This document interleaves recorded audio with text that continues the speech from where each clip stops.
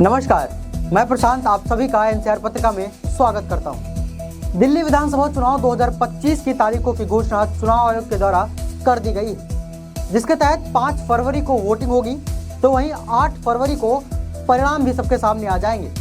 आपको बता दें कि इस बार का चुनाव बिल्कुल भी आसान नहीं होने वाला है, क्योंकि यह चुनाव त्रिकोणीय चुनाव होने वाला है। वहीं चुनावी घोषणा के बाद आम आदमी पार्टी, भारतीय जनता पार्टी और कांग्रेस पार्टी के द्वारा इसका स्वागत करते हुए अपनी जीत का दावा भी किया गया है। आपको बता दें कि पिछले कई महीनों से सभी पार्टियां अपनी जीत को लेकर तैयारियां भी लगातार कर रही थी। वहीं अब चुनावी रण में उतरने का भी समय लगभग आ गया है। दिल्ली चुनाव का मुख्य मुकाबला इन्हीं तीनों पार्टियों के बीच होने वाला है। दरअसल चुनावी मैदान में उतरने वाली इन सभी पार्टियों का अपना अपना मजबूत पक्ष है, जिसके आधार पर ही वह इस विधानसभा चुनाव में अपनी अपनी जीत का दावा भी पेश कर रही हैं। लेकिन मजबूती के साथ साथ इन सभी पार्टियों के सामने कई चुनौतियां भी मौजूद हैं, जो इन पार्टियों को अपनी कमजोरी भी है। अतः दिल्ली की सत्ता तक पहुंचने के लिए इन सभी पार्टियों को अपनी कमजोरियों की पहचान करके उसे जल्द से जल्द दूर करना पड़ेगा। तो आइए जानते हैं इन तीनों पार्टियों के मजबूत और कमजोर पक्ष क्या हैं। सबसे पहले बात करें तो आम आदमी पार्टी के मजबूत पक्ष की क्या बात है। सबसे पहले दिल्ली सरकार की उपलब्धियों तथा मुफ्त पानी और बिजली समेत महिलाओं के लिए निःशुल्क बस यात्रा को प्रसारित करना एक बड़ी उपलब्धि मानी जा रही है।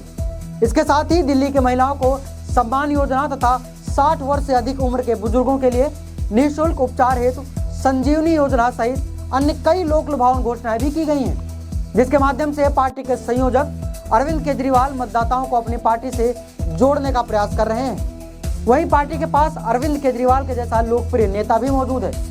वहीं भाजपा तथा कांग्रेस के भी कई अनुभवी एवं जनाधार वाले नेता अब आम आदमी पार्टी में शामिल हो गए हैं। इनमें से कई को तो पार्टी के द्वारा टिकट भी दिया गया है। नगर निगम चुनाव में जीत के बाद अब वार्ड स्तर पर कार्यकर्ताओं की टीम भी तैयार कर ली गई।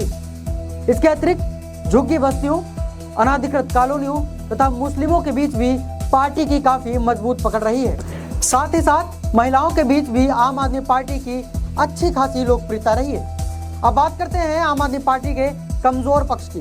तो सबसे पहले आम आदमी पार्टी की सरकार पर भ्रष्टाचार के कई गंभीर आरोप लगाए गए हैं, जिस वजह से पार्टी के संयोजक अरविंद केजरीवाल समेत कई बड़े नेता जेल तक जा चुके हैं। वहीं मुख्यमंत्री आवास वाले विवाद से लेकर आबकारी घोटाले तक भ्रष्टाचार के अन्य कई मामलों में विपक्ष के द्वारा प्रमुखता से प्रश्न उठाया जा रहा है। पिछले 10 सालों में सत्ता में रहने की वजह से कई स्थानों पर विधायकों तथा सरकार के प्रति नाराजगी भी दिखाई जा रही है। वहीं चुनाव से पहले पार्टी के कई दिग्गज नेताओं ने पार्टी तक छोड़ दिए, जिस वजह से टिकट कटने की वजह से नाराज विधायकों और उनके कार्यकर्ताओं में नाराजगी से भीतरघात का डर भी बना हुआ है। वहीं अब बात करते हैं दूषित पेयजल, वायु प्रदूषण तथा यमुना की सफाई सहित अन्य कई ऐसी समस्याएं हैं जिनको लेकर आम आदमी पार्टी को विरोधी पार्टियों के द्वारा कटघरे में खड़ा किया जाता रहा है। वहीं सरकार के द्वारा किए गए वादे भी पूरे नहीं करने का लगातार आरोप लगता रहा है। अब देखते हैं भारतीय जनता पार्टी इस चुनाव में क्या मजबूत पक्ष लेकर सामने आई है। दरअसल दिल्ली में भारतीय जनता पार्टी का एक मजबूत संगठन लंबे समय से मौजूद रहा है। इनके पास बूथ स्तरीय कार्यकर्ताओं की एक बड़ी टीम है। वहीं प्रत्येक बूथ पर 3 समर्थित कार्यकर्ता, जिसे त्रिदेव नाम दिया जाता है, की एक टीम भी गठित की गई है। जबकि दूसरे राज्यों में भी अनुभवी नेताओं को प्रत्येक विधानसभा में विस्तारक के रूप में तैनात किया गया है। वहीं पार्टी पिछले कई महीनों से अपनी रणनीति को तैयार करके लगातार काम कर रही है। सबसे अधिक जोर तो पार्टी ने बूथ प्रबंधन पर ही दिया है। वहीं नंबर 3 की बात करें तो झुग्गी बस्तियों तथा अनुसूचित जाति के बीच में पिछले 4 महीने से जाकर कार्यकर्ता लगातार जनसंपर्क अभियान भी चला रहे हैं। वहीं साथ ही प्रधानमंत्री नरेंद्र मोदी भी अपनी रैलियां कर चुके हैं। प्रधानमंत्री नरेंद्र मोदी सरकार ने जन कल्याणकारी योजनाओं तथा दिल्ली के विकास में योगदान प्रचार पर लगातार एवं विशेष जोर भी दिया है। इसके साथ ही लाभार्थियों से संपर्क करके उन्हें अपने पक्ष में लाने की पूरी कोशिश की जा रही है। कुछ दिनों पहले ही प्रधानमंत्री नरेंद्र मोदी के द्वारा राजधानी दिल्ली में करीब 17,000 करोड़ रुपए की परियोजनाओं का उद्घाटन एवं शिलान्यास भी किया गया था। वहीं अब हम बात करते हैं कमजोर पक्ष की। तो दिल्ली में भारतीय जनता पार्टी के पास मतदाताओं को अपनी तरफ आकर्षित करने के लिए अरविंद केजरीवाल जैसा कोई लोकप्रिय नेता मौजूद नहीं दिखाई देता है। इसको लेकर आम आदमी पार्टी के नेता भाजपा को लगातार घेरते रहते हैं। साथ ही उन्हें मुख्यमंत्री पद के लिए दावेदार का नाम नहीं बताने की भी चुनौती देते रहते हैं। नंबर 2 की बात करें तो भारतीय जनता पार्टी पिछले करीब 26 सालों से दिल्ली की सत्ता से बिल्कुल भी दूर है। वहीं अब नगर निगम की सत्ता भी भारतीय जनता पार्टी के हाथ से निकल गई है। इस वजह से पार्टी के कार्यकर्ताओं में काफी निराशा का भाव है। साथ ही भारतीय जनता पार्टी अपने प्रत्याशियों की घोषणा भी दूसरी पार्टियों से पिछड़ रही है। अभी तक भारतीय जनता पार्टी ने सिर्फ 29 प्रत्याशियों के नामों की घोषणा की है। इसका असर भी चुनाव प्रचार पर पड़ता हुआ दिखाई दे रहा है। आम आदमी पार्टी की तुलना में जमीनी स्तर पर भाजपा का चुनावी प्रचार भी काफी कम है। वहीं प्रत्याशियों की घोषणा में देरी होने के कारण भी गुटबाजी बढ़ने का खतरा लगातार बढ़ता जा रहा है। इसी प्रकार चुनाव में तीसरी बड़ी पार्टी कांग्रेस के मजबूत पक्ष पर नजर डालें तो देखते हैं कि कांग्रेस पार्टी के पास चुनाव प्रबंधन करने का एक लंबा और अच्छा खासा अनुभव मौजूद है। साथ ही लंबे वक्त तक पार्टी दिल्ली की सत्ता में बनी रही है, जिस वजह से पार्टी का मजबूत संगठन भी तथा ब्लॉक स्तर पर पार्टी के द्वारा अपने पदाधिकारी भी तैनात किए गए हैं। वहीं पार्टी के कार्यकर्ताओं के द्वारा लगातार केंद्र सरकार तथा दिल्ली सरकार की विभिन्न नीतियों के खिलाफ मजबूती के साथ अपना विरोध दर्ज कराया गया है। वहीं इस बार कांग्रेस पार्टी पहले की तुलना में अधिक आक्रामक तरीके से चुनावी मैदान में उतरी भी है। मतदाताओं को दिखाने के लिए पार्टी के पास दिल्ली की पूर्व मुख्यमंत्री शीला दीक्षित के कार्यकाल में हुए विकास कार्य भी उपलब्ध हैं। कांग्रेस पार्टी इसी को लेकर अपना आधार बनाकर दिल्ली की जनता से उनका समर्थन मांगती हुई दिखाई दे रही है।